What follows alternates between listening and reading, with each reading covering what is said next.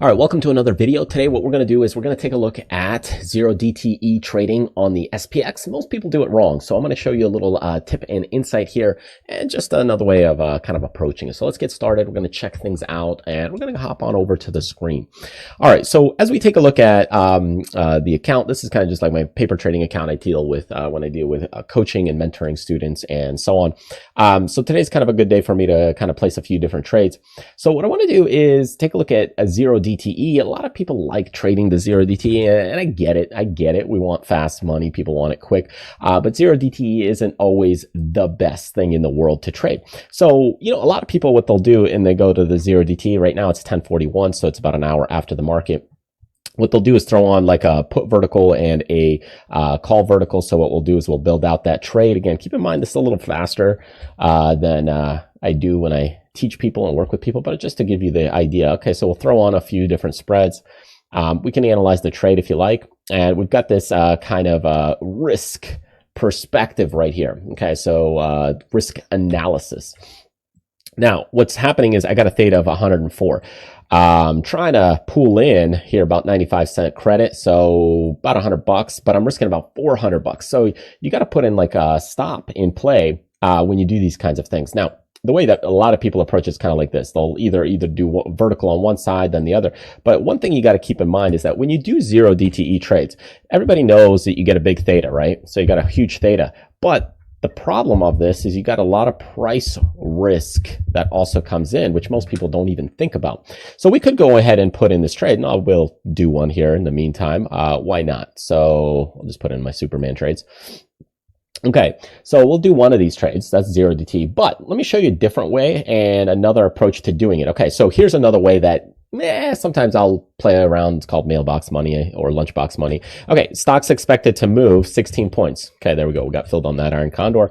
Stock is expected to move 16 points. Okay, so market's already down 18. So it's already moving more than the expected move. So I got 41.18. Okay, so it's that's the current price. Okay, 41.18. Okay, if you're struggling, what we're thinking about is saying, okay, well, we already moved the expected move. What if we come back onto a rubber band? Again, it doesn't always work, but what you're doing is you're using the expected move to gauge yourself. Okay, so 41.17 or 41.118. Can we move more than the expected move today? Sure, we could, but we're already at the expected move. Now, could we have a counter trend bounce back up? Yeah, we might, but we already moved the expected move. So what am I thinking? I'm thinking, well, once a stock, here's the logical and rationale. Let's say a stock is kind of right here in the middle. It's either going to go up or down. And once we get to that expected move, it'll come back to the average. Okay. So usually you're saying, hey, it's going to come back to the average, and we're already past kind of that average. Now it could continue and follow through. Yes, I get that. But let's say we play a counter trend bounce. So now what I'll do is now it's 4119. And what we'll do is we'll actually add, call it 16 points. Okay. So we're looking at 41.35. So I'm looking for this thing to hit about 41.35, which is exactly where I placed this other one in a way on the position. But let's just do one under that. So I'll go ahead, I'll buy. I'm going to go ahead and do a butterfly on this one. So we'll analyze this. Okay.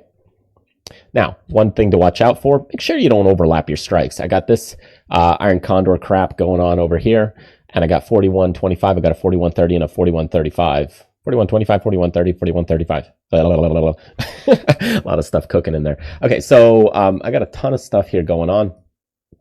So what we'll do is we'll throw in this butterfly right here, and I'm thinking it'll snap up, because what's happening is, look, it looks like you're going to get a negative theta, but remember, at the end of the day, these options kind of decay, and you got to bleed on this. So what you're trying to do is get it into that zone, and if not, what you're doing is you're actually only risking $70. This is the difference. Iron condor, butterfly, iron condor, butterfly, iron condor, more risk, butterfly, less risk, iron condor, more money spent, butterfly, less money spent. So when you do something like this, what you could do is look for pinning it, trying to get it into that zone. So what we're trying to do is buy a butterfly, and we're trying to get it around that zone. I'm going to go ahead and put it more in the Superman trades. So I'll go ahead and pop it in there, see if it gets filled, right? I'm working the order. So what I've got here is working order SPX 41.25.35. They're not going to fill it because it's working at 65. Oh, it filled. Oh my God. Maybe just a paper platform. Sometimes on the paper account, it does that kind of crap. Doesn't always happen, but look, okay, let's see, what do I got? Superman trades, where's my Superman trades? There they are. Okay, so I got SPX right here. So I got a handful of different things going on. So now I've got a butterfly, and look at this, a lot cheaper than what most people do.